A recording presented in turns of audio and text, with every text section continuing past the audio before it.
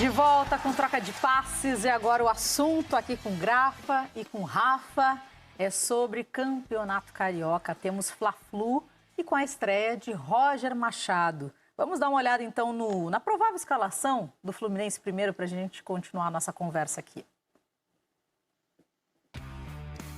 Vamos lá, Marcos Felipe no gol, Igor Julião, Frazan, Matheus Ferraz e Danilo Barcelos, Yuri, André, Michel Araújo e Ganso, Fernando Pacheco e Caio Paulista.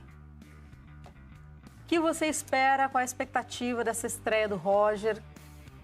Daqui para frente o Marcão deixou o time de uma forma bem ajeitada, bem encaminhada.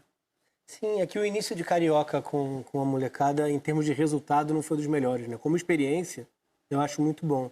Mas você vir de 2 derrotas, pensando em turno único, coloca uma pressão um pouco maior em recuperação na competição para o elenco principal, né? Não dá para falar em time principal, mas dá para falar em elenco principal com a escalação que vem para o Clássico.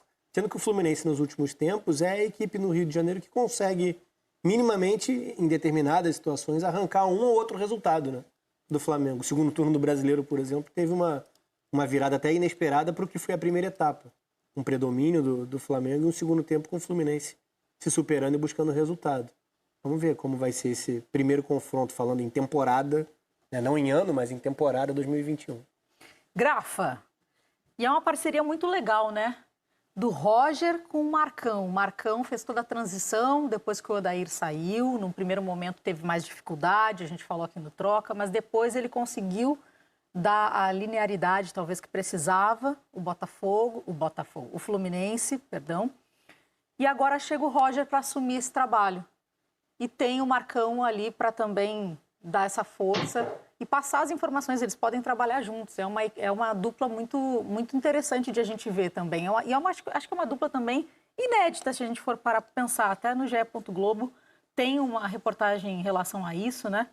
Falando do Roger e do Marcão, porque é uma dupla que pode abrir portas quando a gente fala de pretos, pardos, negros, enfim, quando a gente fala de representatividade aqui no Brasil. É importante, né? A gente perde o número de treinadores negros na Série A, né? De 2 cai para 1, né? Mas os dois estão trabalhando juntos, né? E eu acho que eu sempre defendi a permanência do Marcão, né?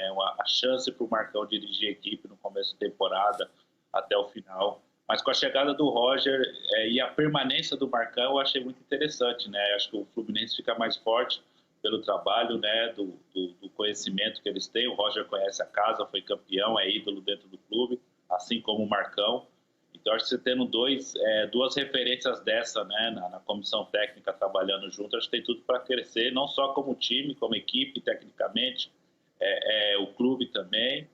E essa luta nossa, né, dos pretos, né, no nosso dia a dia. É importante ter 2 referências dessas jogando a Série A, jogando Libertadores e sendo protagonista num grande clube do futebol brasileiro como é o Fluminense.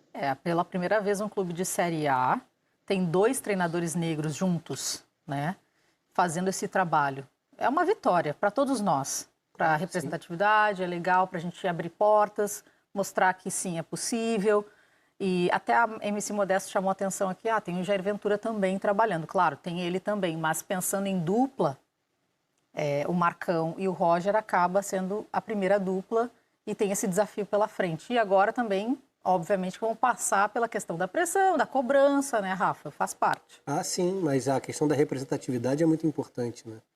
E se a gente fala de um cenário que engloba e abrange gente de todas as raças, é muito discrepante quando a gente fala do comando técnico, né? Da função específica de treinador, você ter um número tão pequeno, né, de treinadores negros. Então, são referências e que consigam, né, essa afirmação dentro da carreira, porque abrem portas, sem dúvida alguma. Né? Até pelo espelho, né, pelo que eles representam. Que abra a porta, que escancare janela, entendeu? Que abra a varanda, né, Grafa? Queremos todos. Parede, quebra tudo. Isso aí, juntos somos mais fortes. Agora, falando do Flamengo, o Maurício Souza deve ir para o jogo com a mesma equipe que venceu o Macaé. O Flamengo também vive uma outra situação, diferente do Fluminense, mas tem o Fla-Flu. Aí quando se fala de clássico, parece que zera tudo. Não tem como. É ou não é, Grafa? Por mais que seja um eliminado, né? Porque a rivalidade a rivalidade local, né? E a gente já viu no Fla-Flu, teve um Fla-Flu recente no Sub-20, se eu não me engano, na Copa do Brasil, que foi o Fluminense venceu, que teve briga também. A rivalidade é muito grande, né? Independente de ser juniores, Sub-17, o profissional, a equipe alternativa é sempre... fica mesmo, se equipara, né, as condições dentro de campo, as duas equipes, e tem o reforço do Michael, né, que chegou, o Vitinho permaneceu, está treinando também, não sei se vai estar apto para esse jogo. Os dois abriram mão de férias. Né? Isso, então é importante tanto para o Flamengo como para o Fluminense uma vitória para se firmar, né, a afirmação durante o campeonato. Mas que a gente saiba que começa com a equipe alternativa, uma equipe reserva, a gente sabe que lá no final, Taça Guanabara, o final do Campeonato Carioca vai ser as equipes principais que vão estar disputando. Né? Vamos colocar a possível escalação do Flamengo, nosso famoso campinho, para a gente dar uma olhada como chega o rubro-negro. Gabriel Batista no gol, Mateuzinho, Noga, Natan ou Otávio e Ramon, Hugo Moura, Gomes, Pepe, Thiaguinho, Michael e Muniz. Temos aí a questão do Natan, né? O Natan ainda é dúvida. A gente até falou isso aqui no Troca de Passes. Ele está sendo negociado com o Bragantino. E a presença dele no time titular ainda não está certa, justamente por causa desse processo, Rafa. O Paulo falou ontem, eu concordo com ele, sobre não compreender muito bem a liberação. Acho que os valores são até baixos. Paulo Nunes. Sim.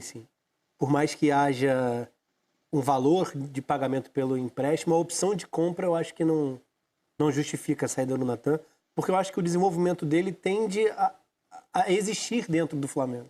Eu acho que ele tem que ter minutos, eu acho que ele mostrou isso na última temporada, que tem nível e tem potencial, principalmente para brigar ali, para estar sempre jogando nessa dupla de zaga, ainda mais com o Flamengo, que tende a jogar muitas partidas dentro da temporada 2021. Como se pensa em terminar 2021 dentro do ano 2021, você imagina a correria que não vai ser em termos de número de jogos e tempo de descanso.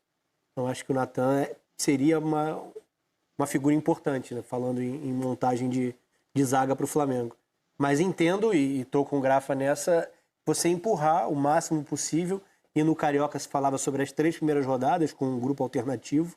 E o Flamengo venceu os seus jogos, então tem um peso, né? A diferença entre o Fluminense, que vem de 2 derrotas na lanterna, e um Flamengo que tem uma situação melhor. Então eu compreendo e acho extremamente válido, assim. É uma pena que a gente tenha falado, por exemplo, de um Corinthians e Palmeiras no Paulistão esvaziado e que a gente vai falar de um Fla-Flu que não é o Fla-Flu, né? Dentro de uma primeira fase de campeonato estadual. Verdade. Agora vamos falar de Botafogo. O Botafogo anunciou nessa sexta-feira a saída do Caio